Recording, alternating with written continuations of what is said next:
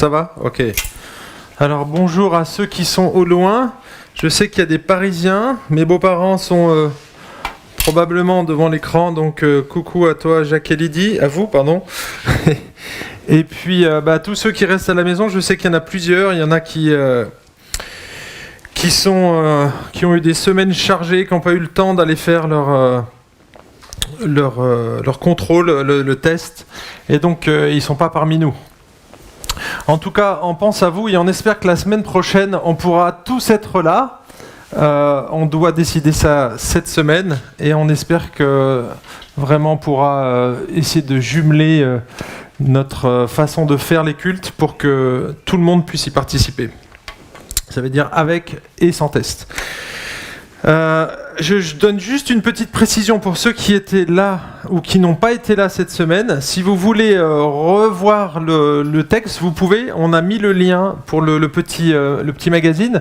Et en fait, même si vous n'étiez pas là et que vous n'avez pas le carnet, vous pouvez. On a mis le lien aussi. Les liens sont actifs dans le document, dans le PDF qu'on vous a fourni. C'est les trois premières sessions du livret. Et donc, vous pouvez cliquer sur les liens et voir apparaître les tutos.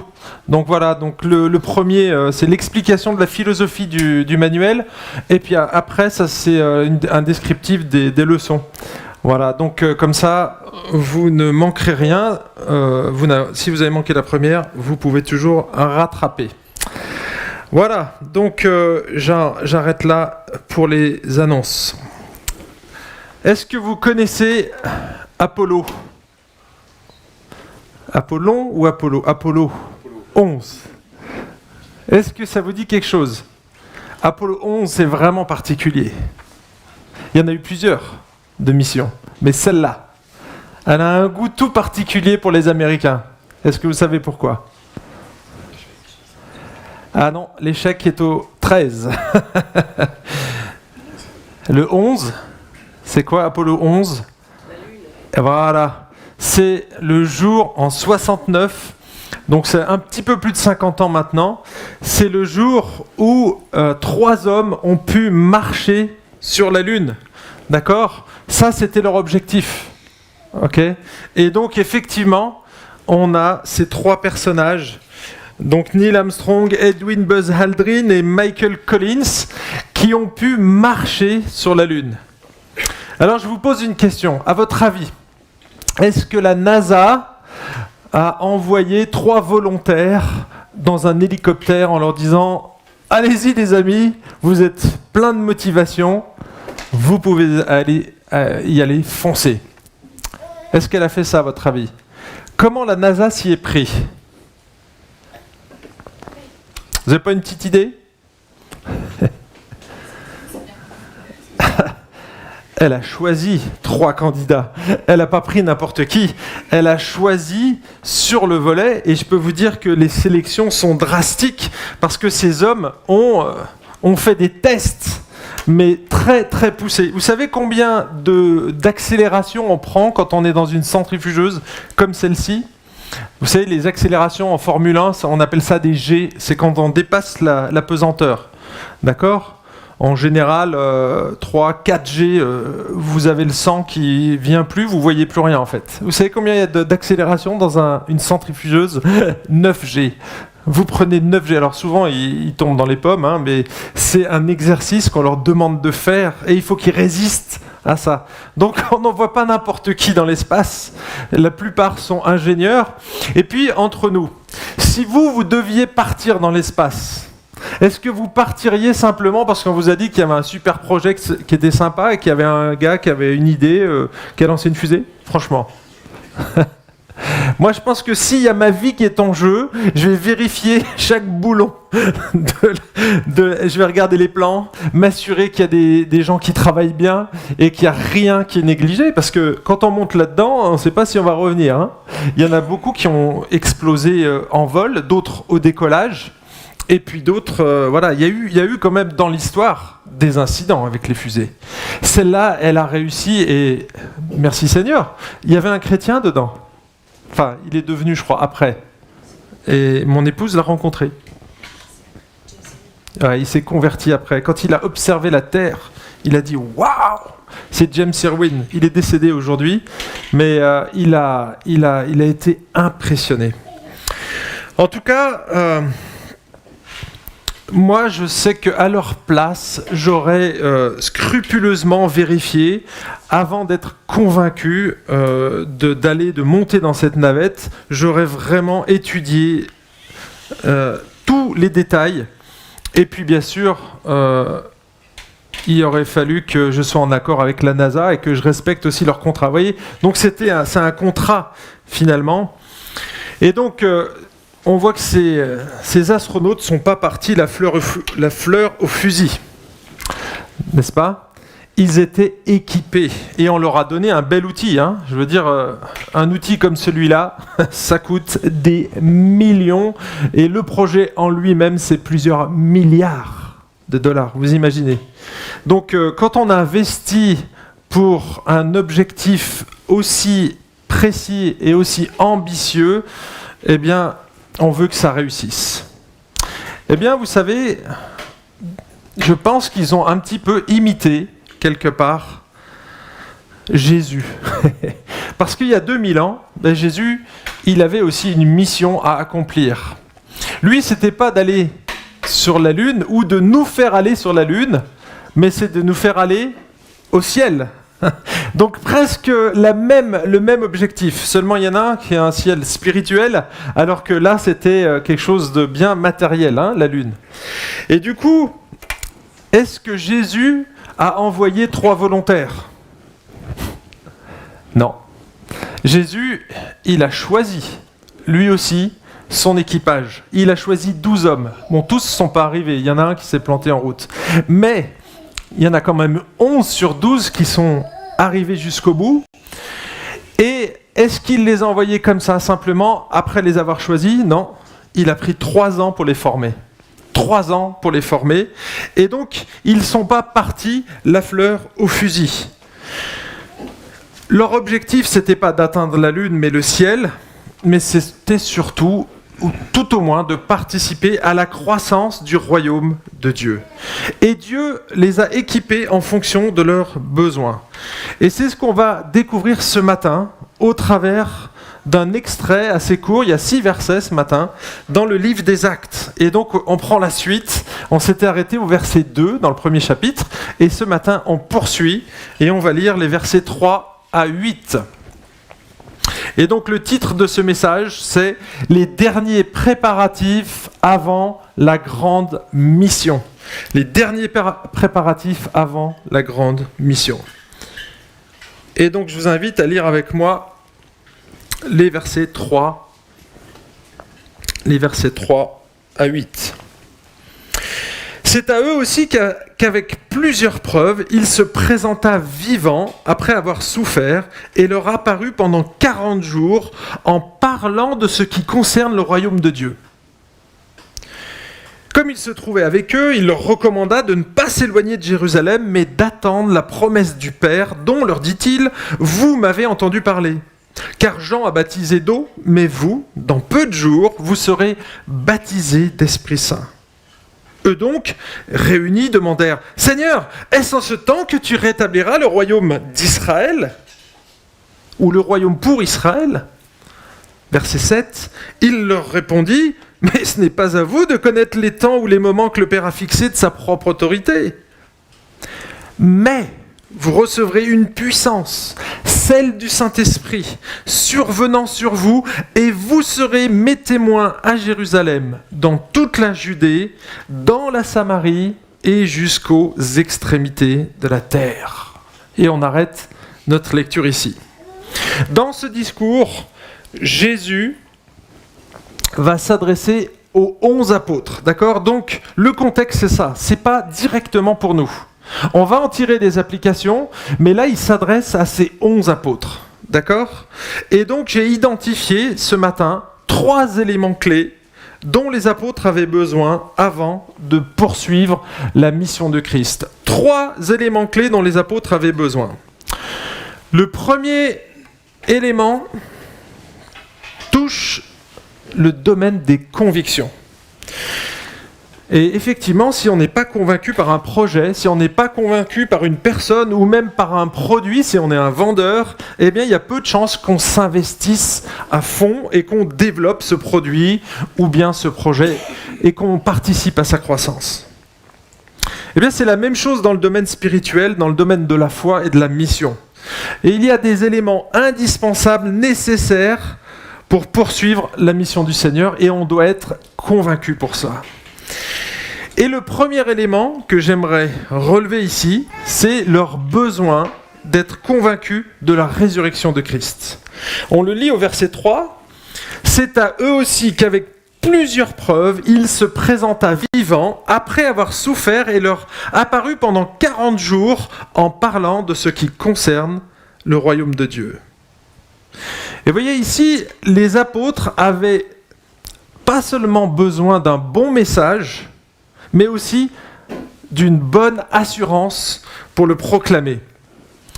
Pourquoi ? Parce qu'il y avait un prix à payer. Ils savaient pertinemment que les pharisiens et une grande partie de la population juive qui était encore à Jérusalem allaient leur tomber dessus s'ils annonçaient la bonne nouvelle du Messie ressuscité. On sait très bien que tous les autres avaient un discours contraire et ils ont tout fait pour camoufler ça.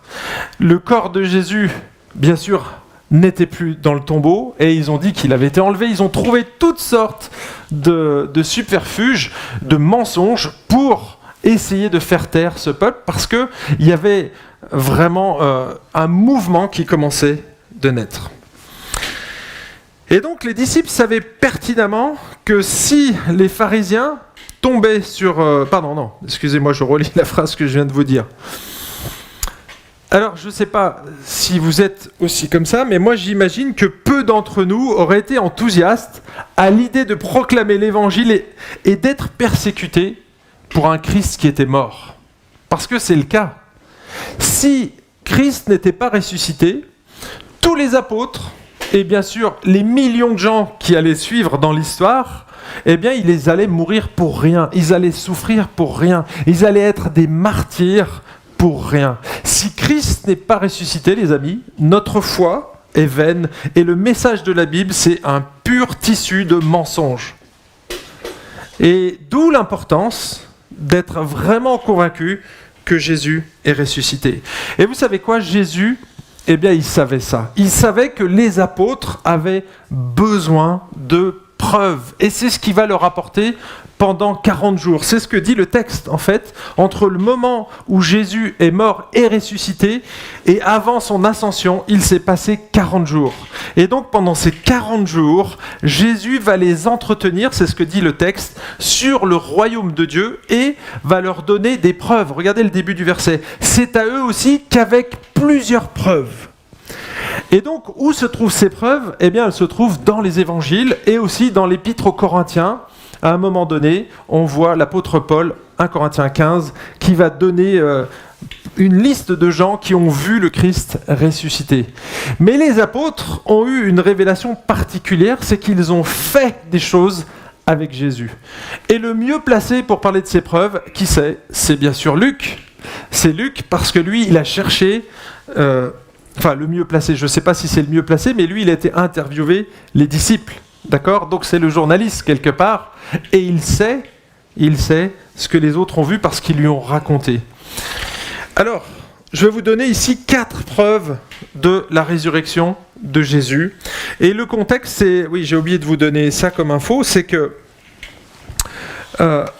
au cas où on l'aurait oublié, Pierre vient de renier Jésus, d'accord ? Il vient de renier son maître et donc là, il a la tête basse. Il est honteux.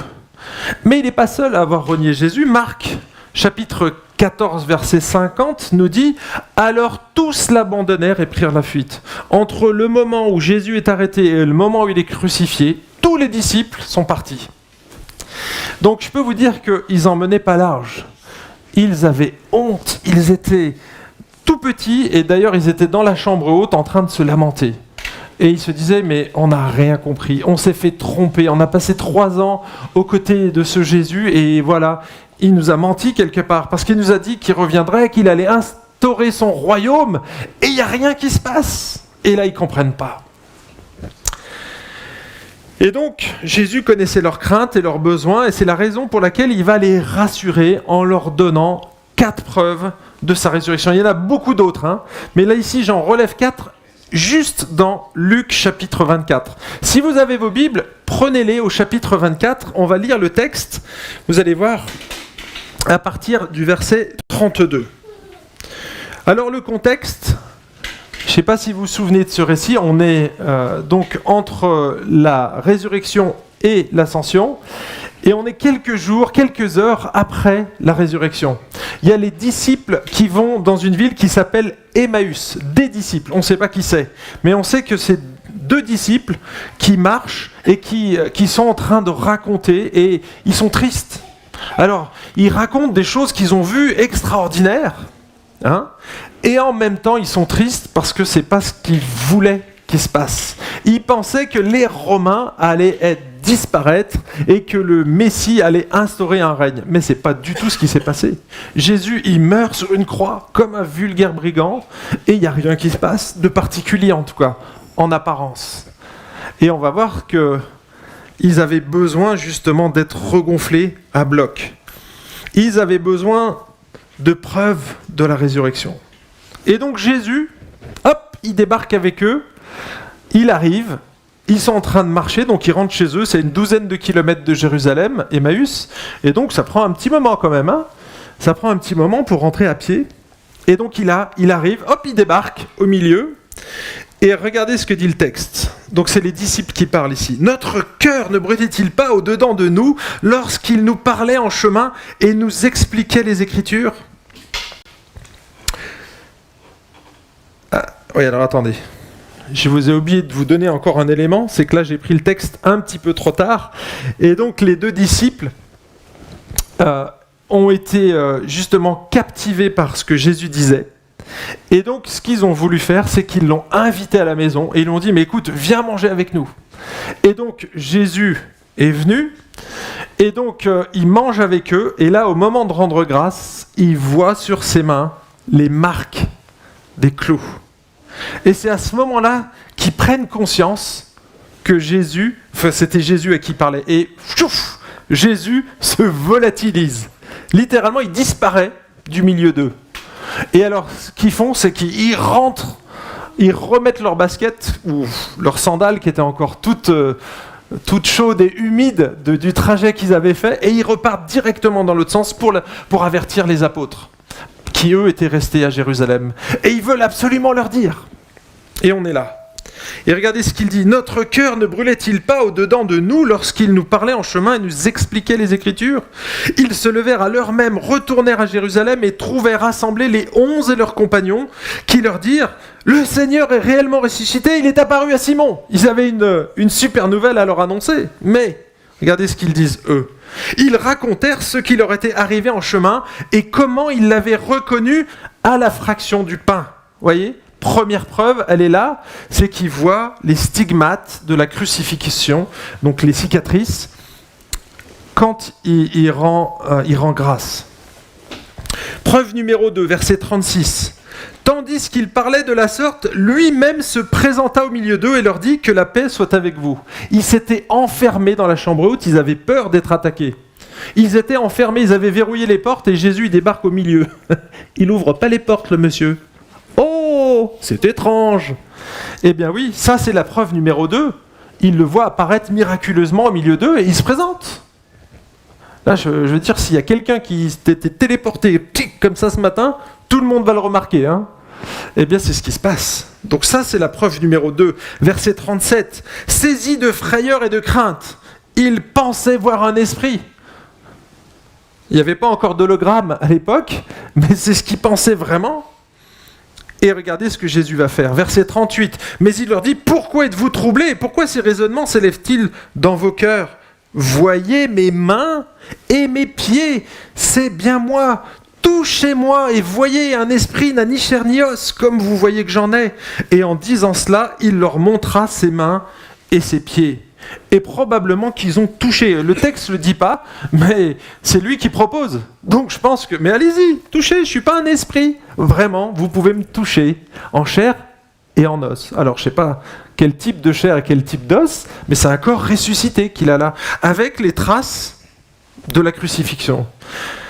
Je ne sais pas exactement comment était son corps, mais le texte le dit, et ça c'est une preuve les amis, quand vous pouvez toucher un mort qui parle et qui est bien vivant, là vous vous dites waouh, ça c'est une preuve. Mais c'est pas tout.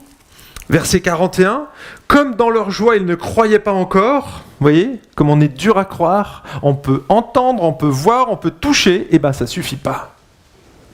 Comme leur cœur était dur, et qu'ils étaient dans l'étonnement et qu'ils ne croyaient pas encore, il leur dit « Avez-vous ici quelque chose à manger ?» Ils lui présentèrent un morceau de pain grillé. Il le prit et le mangea... de pain. Un morceau de poisson grillé. Il le prit et le mangea devant eux. Puis il leur dit « C'est là ce que je vous disais lorsque j'étais encore avec vous. Il fallait que s'accomplisse tout ce qui est écrit de moi dans la loi de Moïse, dans les prophètes et dans les psaumes. » Et ça, c'est la preuve numéro 4. Il voit Jésus manger. Un esprit ne mange pas. Jésus, il a mangé. Et ça, c'était une preuve ultime. Alors, il y a eu beaucoup d'autres manifestations. Mais vous voyez, on peut avoir des preuves et toujours pas croire. Alors, regardez ce que le Seigneur fait au verset 45, dans la suite. Alors, il leur ouvrit l'intelligence pour comprendre les Écritures. Et il leur dit, ainsi il est écrit que le Christ souffrirait, qu'il ressusciterait d'entre les morts le 3e jour, et que la repentance en vue du pardon des péchés serait prêchée en son nom à toutes les nations, à commencer par Jérusalem. Vous en êtes témoins, et voici, j'enverrai sur vous ce que mon Père a promis, mais vous restez dans la ville jusqu'à ce que vous soyez revêtus de la puissance d'en haut. On arrête notre lecture ici. Eh bien, vous savez, on peut savoir que les disciples ont été convaincus. Vous savez comment ? Eh bien, parce qu'ils ont totalement changé leur fusil d'épaule. Totalement. En fait, on le sait parce que leur scepticisme, la crainte qu'ils avaient, elle s'est transformée en assurance pour témoigner. Si vous n'êtes pas convaincu que Christ est ressuscité, vous n'allez pas prendre le risque de mourir tout de suite derrière. Et c'est ce qui s'est passé. Ils avaient peur, ils se terraient, ils avaient peur de la foule, ils avaient peur des Juifs. Et qu'est-ce que fait Pierre ? Bon, une fois qu'ils ont reçu l'Esprit, qu'est-ce qu'il fait ? Il vient, il s'expose directement devant des foules entières. Mais pour qu'ils aient autant d'audace de faire ces choses-là, ils ne l'ont pas fait comme ça, instantanément. Jésus ne leur a pas donné du guronzan ou de la vitamine C. Qu'est-ce qu'il a fait ? Parce qu'en fait, il a donné des preuves de la résurrection, et derrière, il va donner un autre élément indispensable, c'est le deuxième point clé, eh bien, c'est l'Esprit. Il va leur donner l'Esprit. Ils vont être baptisés de l'Esprit. Et c'est le deuxième point, le deuxième élément clé dont les apôtres avaient besoin, c'est d'être dynamisés par l'Esprit. Dynamisés par l'Esprit. Retenez bien le mot. Je lis le verset 4, comme il est jusqu'au verset 6, et on lira le verset 8, parce que tous ces versets parlent de la venue du Saint-Esprit. Comme il se trouvait avec eux, il leur recommanda de ne pas s'éloigner de Jérusalem, mais d'attendre la promesse du Père, dont il leur dit « Vous m'avez entendu parler. Car Jean a baptisé d'eau, mais vous, dans peu de jours, vous serez baptisés d'Esprit Saint. Mais vous recevrez une puissance, celle du Saint-Esprit, survenant sur vous, et vous serez mes témoins à Jérusalem, dans toute la Judée, dans la Samarie et jusqu'aux extrémités de la terre. » Donc, après avoir été convaincus par les preuves de la résurrection, les apôtres étaient probablement bouillants pour le Seigneur. On peut l'imaginer. Ils étaient chauds patates pour tout de suite aller dans la rue, un petit peu comme l'avaient fait les disciples d'Emmaüs. Dès qu'ils ont vu Christ ressuscité, ils ont reconnu le Christ grâce aux stigmates qu'il avait, ils sont partis direct avertir les autres. Et donc, on peut imaginer que là, convaincus que Jésus était ressuscité, eh bien, les disciples, leur premier réflexe, c'était d'aller dehors. Et regardez bien ce que dit le texte. Il leur dit de patienter, de ne pas s'éloigner de Jérusalem. Regardez le verset 4. Il temporise. Jésus temporise. Pourquoi il fait ça ? Eh bien, il va les préserver d'une erreur de débutant ici. Les apôtres auraient pu très bien partir dans la foulée, comme l'ont fait les disciples d'Emmaüs, mais ils seraient partis avec leur propre force, et surtout en s'appuyant sur leur expérience du passé. Souvenez-vous que Jésus, à un moment donné, leur a donné une autorité particulière et une capacité pour guérir des malades et même pour ressusciter des morts. Et si vous lisez bien les évangiles, vous vous apercevez que malgré ces dons, ils ont rencontré quelques échecs. Vous vous souvenez de ces situations où Jésus les interpelle. Mais purée, jusqu'à quand je serai avec vous ? Vous n'avez pas réussi à chasser ce démon ? Vous n'avez pas réussi à guérir ce malade ? Et puis alors eux, ils se tiraillaient les uns les autres. Ils voulaient savoir qui était le premier. Vous voyez, ils avaient quand même de l'ambition. Et on voit, malgré ces capacités surnaturelles que Dieu leur a données, que ce n'était pas l'apothéose non plus. Alors, en fait, à ce moment-là, ils avaient goûté le Saint-Esprit et ils n'avaient pas eu la totale onction, ce qu'ils vont avoir à la Pentecôte. Et c'est pourquoi Jésus va s'en aller auprès de son Père Céleste. Comme Jésus va s'en aller auprès de son Père Céleste, eh bien, il va leur promettre de les revêtir d'une puissance particulière. Et c'est le verset 5. « Car Jean a baptisé d'eau, mais vous, dans peu de jours, vous serez baptisés d'Esprit Saint. » Ici, il y a 2 fois le même mot qui est utilisé, le mot baptême, baptiser. C'est un verbe. C'est le verbe baptizo en grec.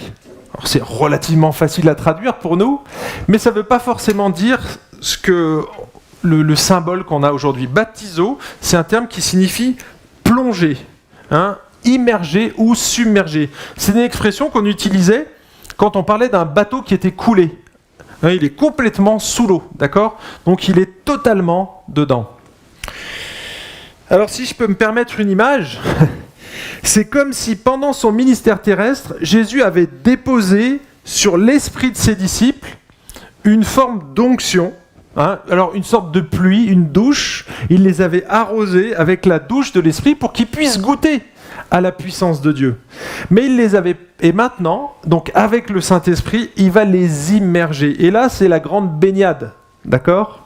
Et j'ai bien aimé ce que fait, comment il s'appelle ? Grudem. Il donne un schéma.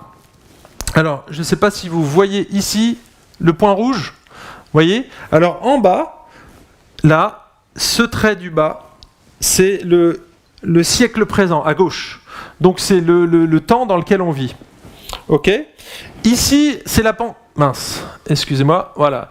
Le trait qu'on voit ici, la Pentecôte, c'est un moment précis de l'histoire. Donc juste avant la Pentecôte, donc tous les croyants avaient une certaine dose d'esprit. C'est-à-dire que l'esprit, il était dans le monde, mais il n'était pas comme il va l'être après la Pentecôte. Donc il y avait une forme, on va dire, de manifestation de l'esprit. Parfois, certaines onctions, oh zut, excusez-moi, je vais y arriver. Je reviens, voilà. Il y avait une forme d'onction qui tombait sur certains personnages. Je vais prendre Moïse, on peut prendre Noé. Ils ont eu des capacités surnaturelles pour faire une arche. Après Moïse avec la loi, mais après on a eu Élie, on a eu Élisée. On a eu Samson qui avait des dons particuliers, vous voyez, mais ce n'était pas de la même manière que ça va l'être dans le Nouveau Testament.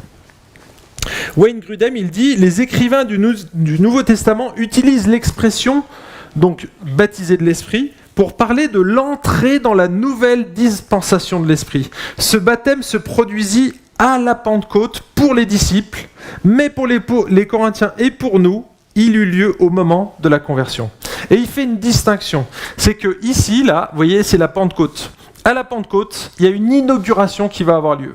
Alors, vous voyez, avant la Pentecôte, les gens ont été arrosés. Jésus, alors lui, il avait une surdose, hein, d'accord ?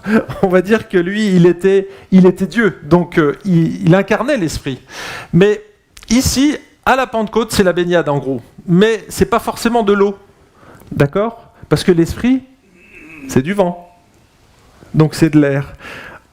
Donc au lieu de regarder un récipient qui serait rempli avec de l'eau, regardez plutôt un ballon qu'on va remplir d'air.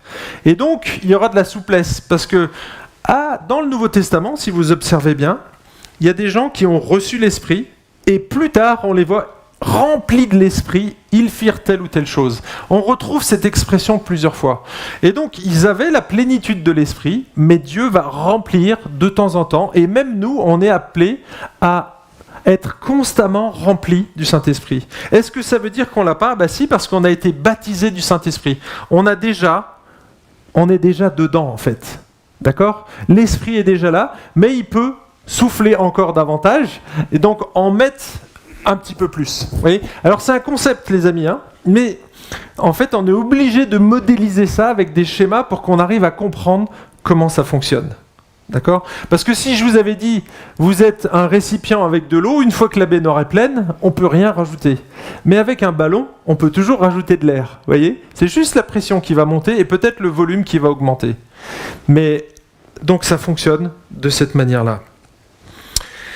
Je vous lis ici MacArthur, et alors j'ai consulté plusieurs commentateurs, et vous savez qu'il y a MacArthur, c'est un conservateur, et on a Grudem, qui est un conservateur presbytérien, mais qui a eu quand même, on va dire, un passif charismatique. Et donc, on le voit dans ses écrits, mais ça reste un des plus grands théologiens du XXIe siècle. Et donc, je lisais cette nuit, ça m'arrive de lire la nuit, vous voyez, quand je dors pas. Et donc, du coup, je lisais son commentaire et je trouve qu'il avait vraiment un regard équilibré. Et en fait, il arrive exactement aux mêmes conclusions que MacArthur. Et vous voyez, sur un sujet qui pourrait vraiment diviser, eh bien, quand on reste sur le terrain de l'écriture, ils arrivent exactement à la même conclusion. Alors, je vous lis celle de MacArthur, mais j'aurais très bien pu lire celle de Grudem. Ce que les apôtres et les premiers disciples ont vécu n'est pas la norme pour les croyants aujourd'hui. D'accord ? Souvenez-vous, un texte narratif n'est jamais normatif. Et Grudem dit exactement la même chose. Ils ont reçu une onction unique du Saint-Esprit pour accomplir leurs tâches particulières. Ils ont également reçu le baptême général et commun du Saint-Esprit d'une manière peu commune, c'est-à-dire après la conversion. Et oui, parce que pour nous, ça change. Tous les croyants, depuis le début de l'Église, ont reçu l'ordre d'être remplis de l'Esprit, Éphésiens 5, 18, et de marcher selon l'Esprit, Galates 5, 25. Les apôtres et les premiers croyants, par contre, ont reçu l'ordre d'attendre, ce qui indiquait le changement survenu à l'ère de l'Église. Et vous voyez ici, c'est important de comprendre qu'on est dans une période de transition. La Pentecôte, ce qui a lieu à la Pentecôte, c'est une période transitoire. Ils ont connu, alors je continue, ils ont connu la période de transition associée à la naissance de l'Église. À l'ère contemporaine, le baptême de Christ par l'intermédiaire du Saint-Esprit se produit pour tous les croyants lors de la conversion. À ce moment-là, chaque croyant intègre le corps de Christ. Au même instant, l'Esprit s'établit en permanence dans l'âme du converti, en sorte qu'un chrétien qui n'a pas encore le Saint-Esprit, eh bien ça n'existe pas. Le baptême du Saint-Esprit n'est pas un privilège réservé à certains croyants, et dans l'Écriture, on ne demande pas aux croyants et on ne les exhorte pas non plus à le rechercher. Ils n'ont même pas la responsabilité de s'y préparer en priant, en plaidant, en s'attardant ou par tout autre moyen.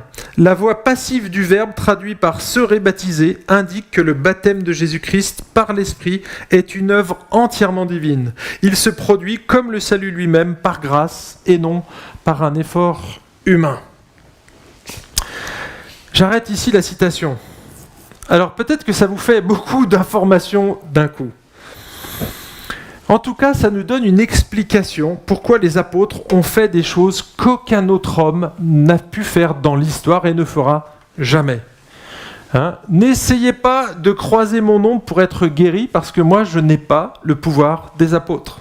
D'accord ? Et donc ça, c'est très particulier. On voit l'apôtre Pierre qui marche, et les gens, il fallait juste qu'ils frôlent son ombre, et ils pouvaient être guéris.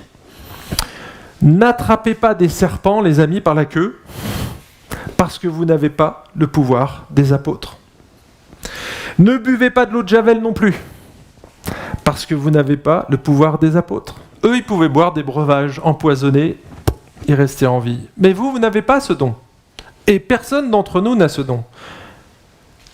Et donc, à nous de faire attention, quand on prend ces textes-là, de dire « je ne suis pas un apôtre », d'accord ? Parce que cette onction, elle a été donnée, et ce texte s'adresse d'abord aux 11 apôtres.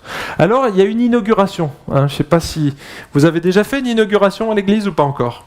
On met le paquet pour les inaugurations. En général, c'est un vrai feu d'artifice. On va faire plus que la normale. Ça va être extraordinaire. On va inviter des gens, on va faire des invitations, on va cuisiner. Vous voyez, on va faire les choses grandement. Et c'est ce qui se passe à la Pentecôte. Jésus va envoyer le feu, c'est le moins qu'on puisse dire, et il va se passer des choses extraordinaires. Et quand je vous dis le feu, je suis pas loin du mot grec en fait. Quand on lit le texte, mais vous recevrez une puissance. La puissance ici, c'est le mot grec dynamis. Dynamis. Ça a donné en français le mot dynamo. Vous avez eu des vélos avec des dynamos ? Ça vous est déjà... là, je parle aux anciens. On mettait la dynamo, c'était un chargeur, donc ça donne de l'énergie, ça nous permet de pouvoir éclairer. Et ça a donné aussi, alors là, c'est plus explosif, le mot dynamite. C'est-à-dire qu'on part d'un petit truc et boum ! Ça a vraiment de la puissance. On peut casser un rocher que vous pouvez essayer de casser avec une pelle et une pioche. Enfin, une pelle, ça va être difficile. Plutôt une pioche, ça va être très long. Mais avec de la dynamite, juste un petit bâton, et là vous faites exploser n'importe quel rocher. Et donc, c'est ce que Dieu va mettre à l'intérieur des apôtres, mais pas seulement, les amis, parce qu'il nous donne aussi cette puissance à nous. Alors attention, ce que j'ai dit tout à l'heure, les apôtres et l'inauguration, il y a une surdose au début, et ensuite, ça va s'étioler et se réguler finalement. Ce qui fait qu'on va avoir des dons, des capacités, mais elles ne seront pas forcément aussi grandioses que celles des apôtres, parce que encore une fois, c'était l'instauration de l'Église, et donc c'est l'inauguration qui se passe. Comment on sait que Dieu nous a donné cette puissance ? Si vous vous souvenez de ce que Paul dit à Timothée. Ce n'est pas un esprit de timidité que Dieu nous a donné, mais un esprit de dynamisme, un esprit de force, d'amour et de sagesse. Et on retrouve ce terme ici, et c'est l'esprit, il parle bien de l'esprit. Et donc Timothée n'était pas un apôtre, mais il lui dit, tu as reçu un esprit de force. Qu'est-ce qui se passait ? Timothée avait honte. Si vous regardez le texte, vous relirez de Timothée, en fait, 3 fois, il parle de la honte de Jésus-Christ, de la honte du témoignage qu'il devait rendre. Donc il avait honte de Paul, il avait honte de Jésus. Et vous voyez, cet esprit qui fait qu'on est timide et qu'on n'ouvre pas la bouche, Dieu lui dit, mon ami, t'as pas d'excuse. T'as pas d'excuse. Pourquoi ? Parce que Dieu t'a donné un esprit de force. D'accord ? Il t'a donné de l'énergie, il t'a donné de la dynamique, de l'enthousiasme. Et ça, c'est l'esprit qui procure ça en nous. Nous, on n'y est pour rien, mais c'est Dieu qui nous donne cette capacité de parler.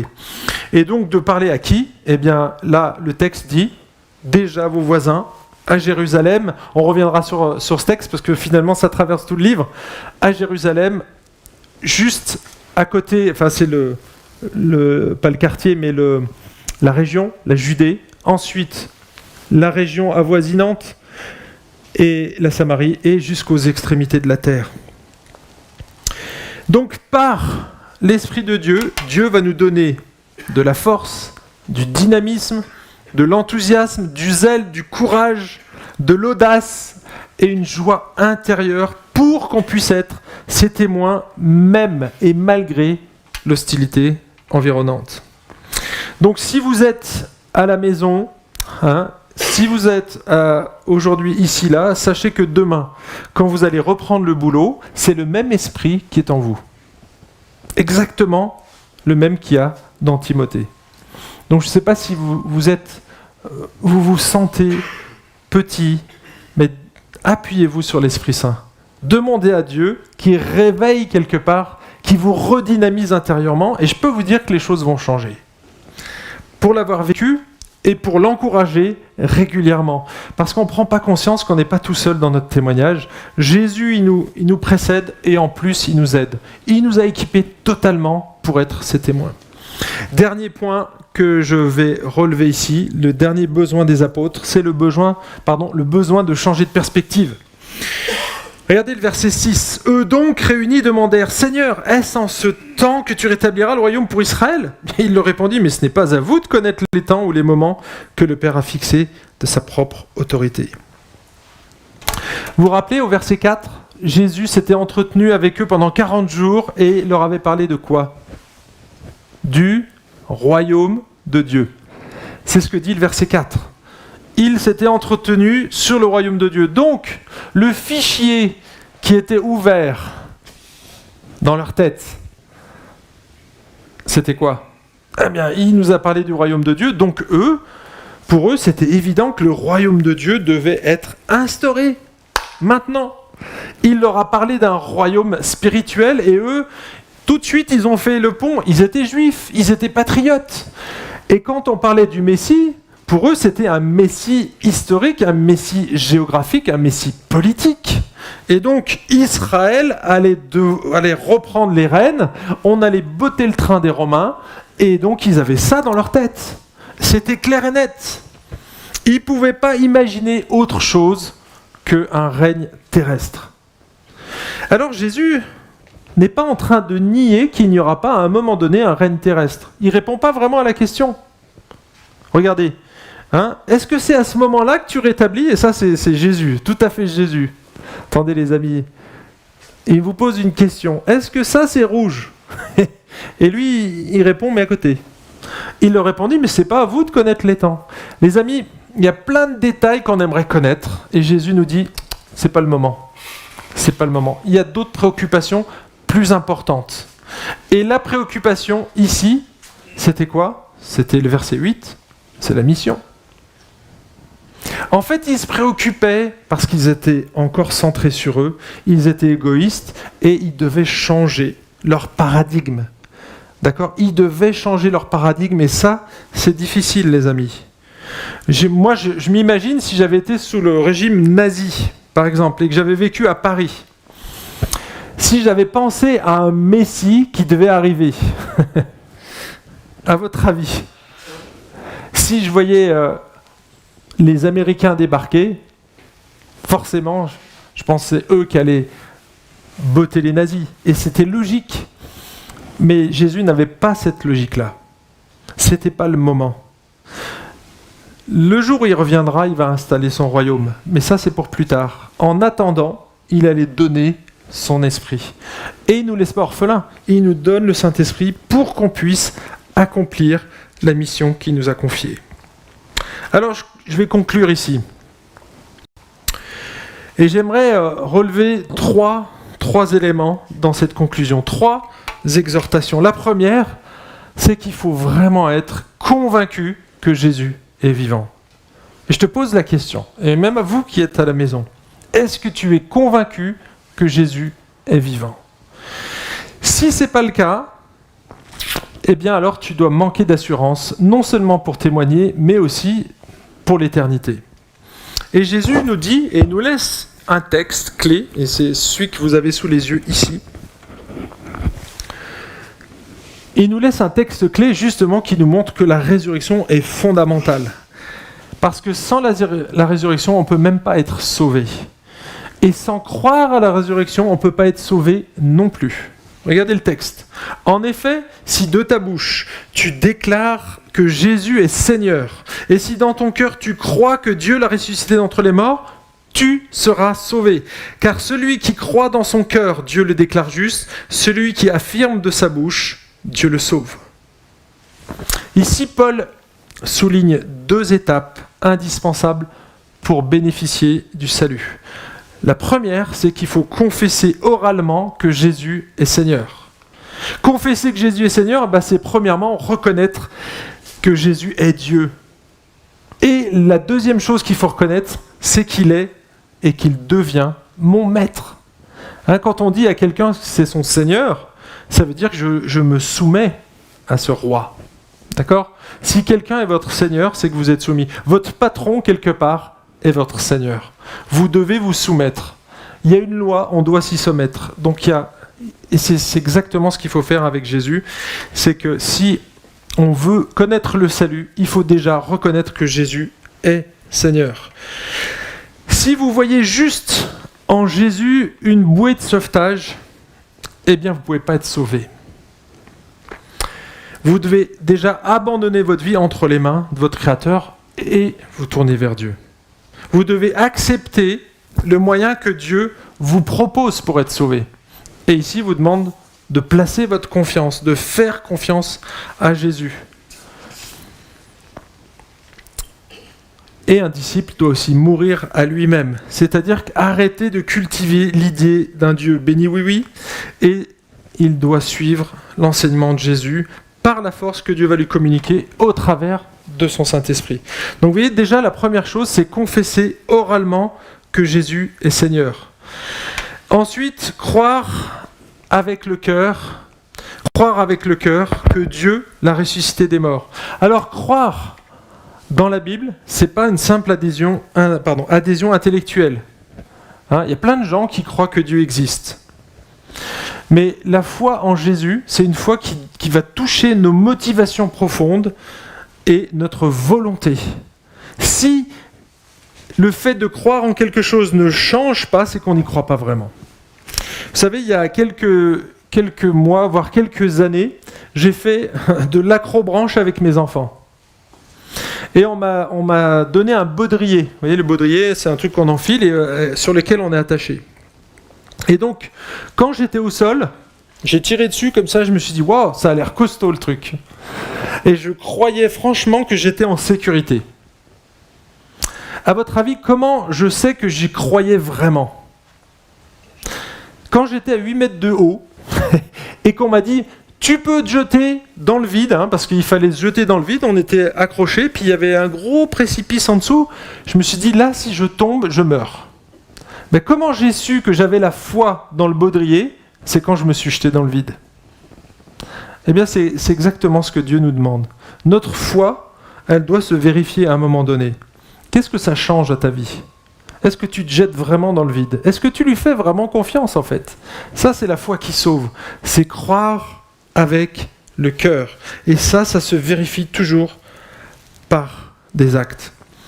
Alors pourquoi la résurrection corporelle de Jésus est si importante pour le salut ? Eh bien parce que la résurrection, elle est simplement la démonstration que Jésus a le pouvoir sur la mort. Et comme la Bible dit que le salaire du péché, c'est la mort, si Jésus a pouvoir sur la mort, ça veut dire qu'il est aussi capable de nous guérir d'un autre problème, c'est du péché. On sait qu'il est vivant, donc on sait qu'on peut être nous aussi vivants, mais si le salaire du péché c'est la mort, et s'il a le pouvoir sur la mort, il a aussi le pouvoir sur le péché, et le pouvoir de nous pardonner nos péchés. Et ça, c'est une super nouvelle. C'est une super nouvelle. Donc si on croit en la résurrection corporelle de Jésus, on croit que Jésus peut pardonner tous nos péchés, mieux qu'il nous délivre du pouvoir du péché, et il nous délivre de la mort et donc de la condamnation qui lui est attachée. En résumé, si tu confesses de ta bouche que Jésus-Christ est Dieu, qu'il est le Seigneur de ta vie, et si tu crois de tout ton cœur que Dieu l'a ressuscité corporellement d'entre les morts, qu'il a payé la dette de ton péché à la croix, alors tu peux et tu seras sauvé. C'est ce que dit le texte et ce que dit la Bible. À partir du moment où on fait cet acte de soumission et de confiance à Dieu, et c'est là où on est baptisé du Saint-Esprit. Alors peut-être que tu verras rien. Ça sera peut-être pas comme à la Pentecôte. Peut-être que si, mais peut-être que non. Et en fait, si tu places vraiment cette confiance, Dieu va changer ta vie petit à petit. Donc ça, c'est la première chose, et il ne faut pas passer à côté, les amis. C'est qu'on doit être convaincu que Jésus est vivant. La deuxième, c'est qu'on doit être, et c'est une exhortation, soyons des témoins dynamiques. Je pense qu'aujourd'hui, on a le texte qui peut nous encourager à être des témoins. Pourquoi ? Parce qu'on n'est pas tout seul. Dieu nous a donné son esprit. Il l'a répandu avec abondance sur nous. On n'est pas comme les croyants de l'Ancien Testament où on avait quelques petites gouttes de temps en temps et on voyait des miracles. Non, là c'est en permanence. On a cette puissance en nous et avec nous, et donc à nous de lui faire confiance, à nous de laisser le Seigneur agir, et donc reprendre les Écritures et les exhortations pour nous aider à être remplis de l'Esprit. Chanter des cantiques, c'est une manière d'être rempli de l'Esprit. Éphésiens chapitre 5, relisez le verset 17 et 18. Soyez constamment remplis du Saint-Esprit. On a des exhortations dans le Nouveau Testament. Être confronté à la Bible, être confronté aux frères et sœurs, être au service, c'est une manière d'être rempli du Saint-Esprit, et c'est Dieu qui a choisi de le faire comme ça. Alors vous savez, j'ai une version Seconde 21. Vous avez peut-être jamais vu cette version qui a traduit le verset comme ça. Mais vous recevrez une puissance, celle du Saint-Esprit, survenant sur vous, et vous serez mes témoins à Genève, dans tout le bassin genevois, dans la Suisse romande et la Haute-Savoie, et jusqu'aux extrémités de la terre. Ça, c'est le verset pour nous, les amis. Troisième et dernière exhortation, c'est soyons prêts à sortir de notre zone de confort. Vous savez, les apôtres, ils ne voulaient pas sortir de leur schéma parce que ça les rassurait. Ils restaient dans la chambre haute parce qu'ils se sont dit, mais finalement, si tout ça, ça ne marche pas, donc ils avaient encore leur schéma et ça les piégeait. C'est pour ça qu'ils ne disaient rien. Ils étaient encore dans leur ancien schéma de pensée. Ils étaient dans leur zone de confort. Parce qu'ils se sont dit, ok, Jésus arrive, on était les plus proches de Jésus, quelque part on est les ambassadeurs, on va avoir une ambassade quelque part. Jésus va établir son règne à Jérusalem et nous on va avoir un poste tranquille. Franchement, ça va être cool. C'est pas ce qui s'est passé. Et donc, Jésus les équipe pour qu'ils sortent de leur zone de confort. Alors, on est naturellement résistant au changement. Eh bien, le Saint-Esprit, c'est l'agent anti-résistant au changement. Vous voyez, il va tout faire pour qu'on change. Et ce matin, il veut faire une chose en nous. Il veut nous transformer à l'image de Jésus. Ça, c'est une chose, c'est pas mal quand même, Il veut transformer notre caractère. Ça, c'est une certitude parce qu'il le fait tout le temps. On a été prédestiné à être semblable à l'image de Jésus. Prédestiné à ça. Donc, ça veut dire que l'Esprit, il souffle toujours dans cette direction. Peut-être que vous dites, mais moi, je ne sais pas ce que je dois faire demain. Alors déjà, la première chose, tu peux faire ça. Ensuite, tu as appris ce matin que tu étais un témoin. Et donc, tu peux témoigner. Témoigner de Jésus, témoigner de ta foi, témoigner de l'amour de Christ. Pas forcément avec des paroles, on peut aussi témoigner en faisant des actions. Et on a plusieurs textes qui nous disent, c'est en voyant nos œuvres bonnes qu'ils glorifieront notre Père. Donc, la parole, à un moment donné, elle est indispensable. On est d'accord, on ne peut pas être sauvé par nos œuvres ou par les œuvres que l'on a fait, que les autres ont observées. Ce n'est pas suffisant. Il faut qu'on explique le chemin du salut. Mais s'ils ne voient rien dans nos vies, si on n'est pas différent des autres, c'est ça le christianisme. C'est juste venir le dimanche à l'église. Franchement, je préfère regarder un match de foot à la télé. Non mais sérieux, on peut prendre un petit déj plus tard, on se fait un brunch, le dimanche c'est cool. Si c'est que ça, et c'est pour ça qu'on a le Saint-Esprit, c'est pour dynamiser nos vies. Alors on va prier, on va demander, j'aimerais vous inviter à vous lever. On va demander au Seigneur qui nous fasse réfléchir par rapport à ce qui a été dit ce matin. Vous n'êtes pas tout seul cette semaine. Nous ne sommes pas tout seuls. On peut s'encourager les uns les autres, nous stimuler les uns les autres. La Bible a dit nous exhorter, nous exciter aux bonnes œuvres. Nous exciter. Vous avez déjà vu ce texte dans Hébreux ? C'est bizarre quand même. On doit s'exciter.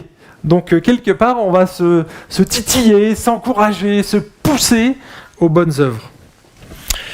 Seigneur, on veut te remercier pour ce texte. Merci parce que il a changé la vie des apôtres, il a changé la vie des humains sur cette planète et il a changé la nôtre. Merci pour le Saint-Esprit, parce que c'est grâce à lui si aujourd'hui on a pu être convaincus que tu étais mort et ressuscité. Seigneur, tu n'es pas resté sur cette croix, tu es ressuscité, tu nous as montré le chemin pour aller au ciel. Merci parce que tu peux nous donner cette assurance aujourd'hui. On ne peut pas te toucher, on ne peut pas te voir, on ne peut pas manger avec toi, mais on peut manger avec nos frères et sœurs. Et tu dis que tu es au milieu de nous. Seigneur, je te remercie pour l'image que tu as laissée et l'empreinte que tu as laissée dans mes frères et dans mes sœurs. Parce que si on touche, et ça c'est le livre des Actes encore qui le dit, si on touche à un chrétien, on touche à Jésus directement. Seigneur, aide-nous à te voir au travers de mes frères et sœurs, de nos frères et sœurs. Et Seigneur, aide-nous à plus compter sur le Saint-Esprit, à pas nous appuyer sur notre expérience ou sur notre passé, à ne pas rester dans notre zone de confort, s'il te plaît. Aide-nous à aller au-delà. Seigneur, oui, on va peut-être essuyer des critiques, mais Seigneur, ça en vaut la peine. Les critiques, elles sont que passagères, alors qu'eux, ils vont passer l'éternité loin de toi. Donc aide-nous à aller au-delà de ça, Seigneur, s'il te plaît. Et je te prie tout ça au nom de Jésus-Christ. Amen.